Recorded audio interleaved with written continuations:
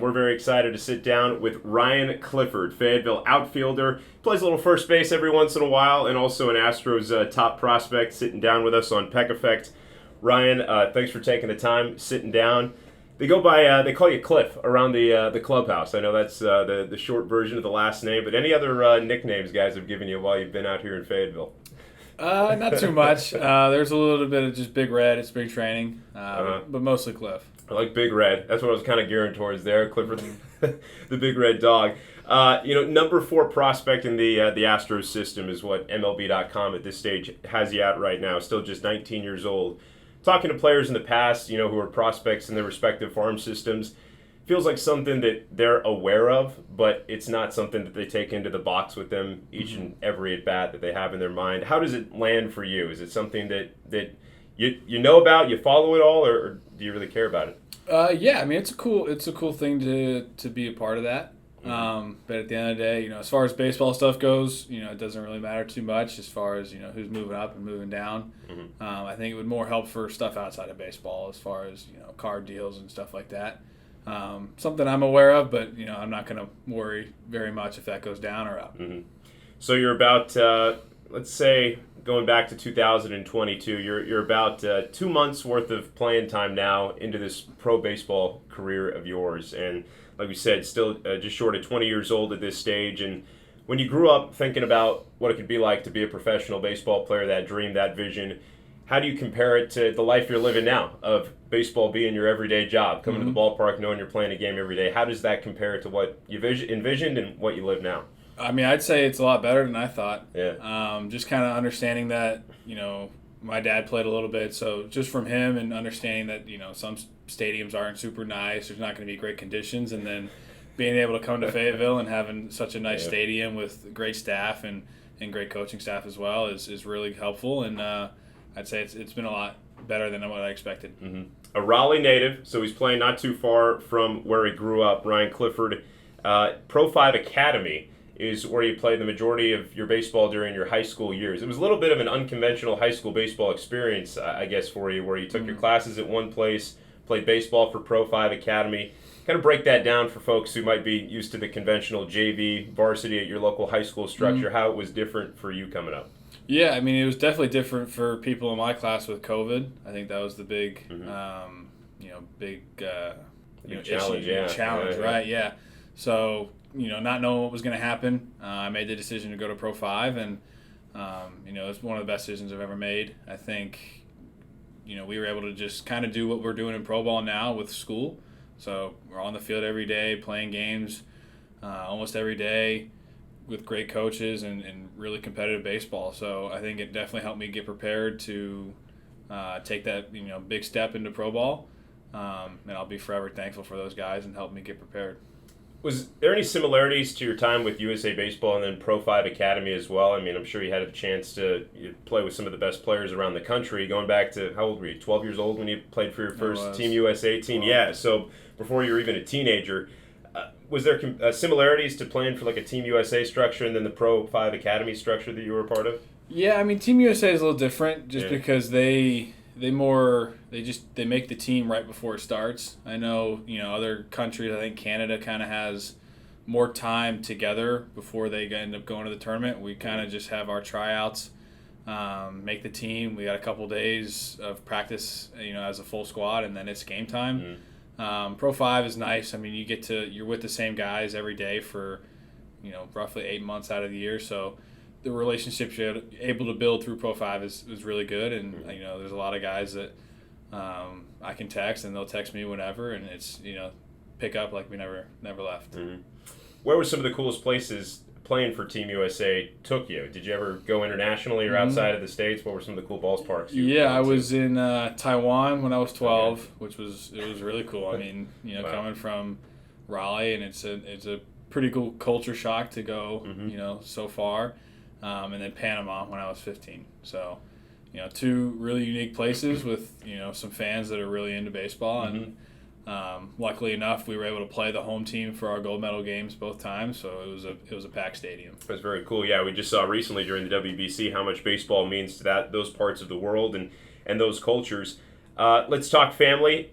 like you said, growing up in Raleigh, how cool is it for your parents, your friends to be able to just drive about an hour south and come see you play for the Woodpeckers? It's great. I mean, it was something that you didn't really know what was going to happen. Yeah. They've been able to come to every game growing up, so it's great that we're able to kind of keep that going for the time in Fayetteville, and a good surprise to say the least. Yeah. Who is the baseball influence in your family, or I guess the athletic influence? Did you have any baseball players previous to you, or mom, dad? Who's the athletic one in the family? They both have athletic backgrounds. Uh-huh. My mom played some basketball in college, and then my dad played baseball. He was with the Rockies for a couple of years. He actually played in Asheville when it was with the Rockies. So, okay. That's kind of where baseball came up. Sure. The old McCormick Field, still standing and proud affiliate of the Astros. So the next destination for Ryan, where Dad used to play. How about the college recruiting experience for you, being at Pro 5? There was your name was known around Raleigh in your high school years. I'm sure NC State and North Carolina and the Tar Heels and all these guys probably contacted you. Vanderbilt was the place that you were considering before going over to the pro ranks. Just how tiring maybe was that experience, or how much confidence did it build in you that all these different programs were talking to you, and what was that like? Yeah, for me, I didn't want to be an early commit. I didn't want to do it as a freshman. Mm-hmm. So I just kind of shut down the whole process for me until I was ready in, sometime in my junior year. But by that time, I had kind of been able to make a list of the ones that I really wanted to, pursue. So I only had 2 or 3 colleges that I really was looking at, and Vanderbilt came out on top. Was NC State, North Carolina, were they a part of the conversation? At least ringing your phone a little bit? UNC, yeah. Sure. The big one. Sure. NC State a little bit as well. Great college baseball culture here in North Carolina, Tennessee as well. But ultimately, you go to the Astros, 11th round pick, and they made it clear that they wanted to bring you over into the pro system. Of course, a great track record of building up minor leaguers to become World Series champions with Houston over the last decade. And how clear during the draft process did they make it to you if we want you here in our system? And how much was that, the Astros and their recent success and influence on you towards making your decision that you did? Yeah, I mean, at the time, I didn't really think much of, farm systems and success and whatnot. Like, I just wanted to play professional baseball. Mm-hmm. But looking back, I mean, it's and looking where I'm at now, it's a big help to have a team that's got such great success. Especially in developing players, right? Like, you can go out and buy all the guys you want, but that doesn't help the guys that you just drafted. So it's really nice to have a team that's got a great track record of developing guys and winning as well. And ever since you've taken on pro baseball here, you've shown success. The walk rate is the big thing for you. I know we've talked about that in the past on the broadcast. To you directly, that pitch recognition is something that really stands out, and your ability to get on base, but batting average, on-base percentage, all of that, it's been solid for you. What do you think are the challenges, though, that pro pitching has presented you beyond what you saw maybe during Team USA or at the Pro 5 Academy at the high school level? What's been the biggest difference when you're in the box as a pro? For me, I've seen velo for a long time now, so I think the biggest thing is guys just have more command. Usually they have, better secondary pitches. They got later breaks, so just building a strong foundation with your swing and making sure that you're able to be adjustable within your swing is the biggest goal, and it's something I've continued to work for and having a little bit of success now, so I just want to keep that rolling.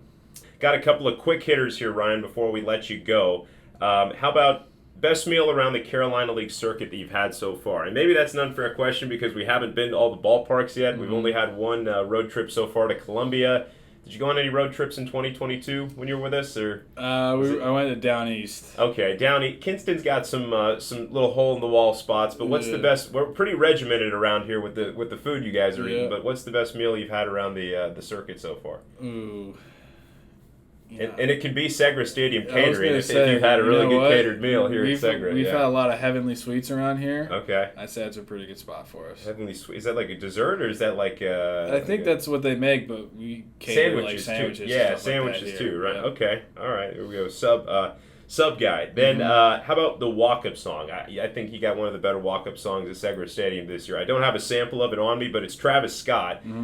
So what are you listening to outside of your walk-up song itself if you're on the bus or getting ready for a game? I'm a big Lil Baby guy. All right. as well as Eminem. Those are my top two guys. That's good. We got the present, and then you're only 19 years old. I don't think you got to appreciate peak Eminem. Right. Yeah. But I'm glad that you can enjoy. A lot of guys your age just think Eminem's like an old rapper now. Yeah, but no, I appreciate not for you. me. I appreciate you liking Eminem. Nice.